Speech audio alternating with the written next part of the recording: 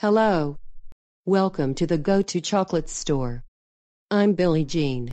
With so many holidays traditionally celebrated with gifts of chocolate, one must wonder, when and how did this love for chocolate begin? Our research has uncovered several conflicting stories. So, Roy has presented his take, however improbable, on the history of chocolate. And I have documented 6 of the most interesting and important facts associated with his presentation. So, let's begin with fact 1.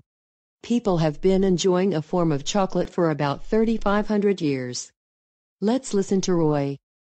Well, first I'd like to thank everyone for being here for my presentation of the history of chocolate. I think I'm late for an appointment. Don't worry, Ed. I'm making pizza for everyone who stays and doesn't fall asleep. Okay. I'm in. Thank you for your support, Ed. So, once upon a time, about 3,500 years ago, in what is now southern Mexico, there lived a people known as Olmecs. Not much is known about the Olmec except that they left gigantic stone head carvings, and that they loved cocoa as much as we do. But their chocolate was much different from ours. They would split open a raw cocoa pod and eat the pulp from the inside of the pod. Some researchers theorize that the Olmec may have only discovered roasted cocoa beans by accident. Just imagine that story. One day, a young Olmec was sitting around a fire with his friends eating pulp from the cocoa pods and spitting the seeds into the fire. One of his friends said, and I'm paraphrasing, "Dude, those burning cocoa seeds smell awesome." Hey, they didn't talk that way. Whose story is this? Anyway, the young Olmec responds with, "Totally, dude. Maybe we could save a bunch of seeds for later. Then we could burn them and crush them and mix them with water. That might make my gruel smell good too." I don't know, dude. I think the only thing that is going to make your girl smell good is to ask her to bathe in the river. What? Not my girl, stupid, my gruel. Maybe the burnt cocoa will make my gruel smell good. Oh yeah. Totally, dude. Let's do it. I'll get some pots from my mom. Okay, let's tell everyone what an totally awesome idea we have. Today, many believe that the Olmecs were the first to ferment, roast, and grind cocoa beans for drinks and gruels. By the way, gruel is a food with the consistency of oatmeal. The Mayans came next, and apparently, the Olmecs passed along their knowledge of cocoa to the Mayan people of Central America. Because the Mayan people also loved chocolate, Mayans worshipped the god of cocoa. Chocolate drinks were used in celebrations like weddings and to finalize other important events. But their chocolate didn't taste like anything close to what we enjoy today.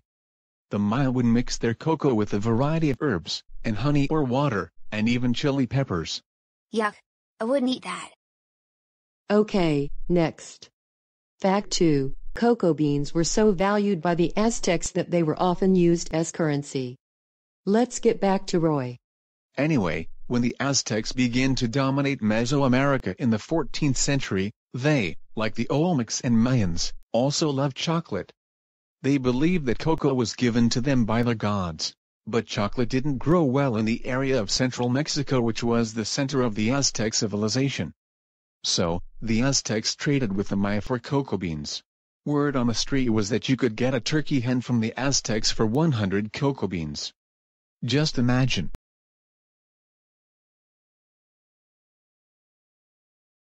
Young man. That is a fine-looking bird you have there. Yeah. Thanks, man. What's your name, boy? Jack. Man? Well, Jack, man, because I like you, I'm prepared to trade you this bag of magic cocoa beans if you give me the bird. Dude. You got magic cocoa beans? Awesome. So, the trade is made, and the young Jack runs home to show his mother his magic cocoa beans. Cocoa beans became as valuable as gold in the Aztec society and were often used as currency. And Jack went on to star in another tale about magic beans. Hey. My name isn't Jack. Yes. And by the way, I'm a vegetarian. Fact 3. Columbus introduced cocoa beans to Spain. No one is exactly sure how and when cocoa arrived in Europe. Some believe that cocoa beans may have been brought to Spain in 1502 by Christopher Columbus. Can you believe he gave the king bags of beans? If he's lost his mind, his head may soon follow. Apparently the king and queen were not impressed with cocoa beans. Anyway, it is known that Spain managed to keep chocolate a savory secret from everyone except the Spanish royalty for almost a century. And, fact 4, cocoa was introduced to the rest of Europe by Anne of Austria. In 1615, Anne of Austria, the daughter of Spanish King Philip III, wed the French King Louis XIII, and she brought her love of chocolate with her to France. The popularity of chocolate quickly spread throughout Europe, and the aristocratic demand for cocoa became so great that European powers began to establish colonial plantations in equatorial regions around the world. Fact 5. Sadly, in the 17th century, European powers began importing African slaves to work the cocoa plantations. But the European explorers brought disease to the Mesoamerican region, and the once vast labor pool was soon depleted. In a shameful move to maintain the production of chocolate, European powers imported African slaves to work the plantations. Sadly, using slave labor to work the cocoa plantations remains common practice in many parts of the world. That is why at the Go To Chocolate store, we will never sell chocolates made with ingredients farmed or harvested with slave labor. But Uncle Roy, how do you know that your chocolates weren't grown or harvested by slaves? That is a great question, Julie. We know this because all of our chocolates are certified as UTZ, Fair Trade, B Corporation, or any of several other certifying bodies that monitor and prohibit slave labor in the cocoa supply chain. Fact 6. In the early 19th century, chocolate becomes available to the masses. Anyway, chocolate remained a favorite drink of only the aristocracy until Dutch chemist Conrad Johannes van Houten invented the cocoa press in 1828. The cocoa press revolutionized chocolate making. Production costs were so reduced that chocolate soon became available to the masses for the first time in European history. Well, things began to snowball from here. In 1847, British chocolatier J.S. Fry & Sons created the first chocolate bar from cocoa butter and sugar. Then in 1879, Rodolphe Lindt invents the crunching machine, which produced chocolate with a smoother texture and superior taste. About that same time, John and Richard Cadbury came up with a brilliant idea to sell fancy chocolates in decorative little boxes. These boxes soon became collectibles for families' treasured items. Of course, this was all soon followed by the rise of many familiar family chocolate companies. And the demand for chocolate has continued to grow to this day. Unfortunately, most of these large, well-known, family-run chocolate companies are not doing enough to prevent the human rights abuses within their own cocoa supply chains.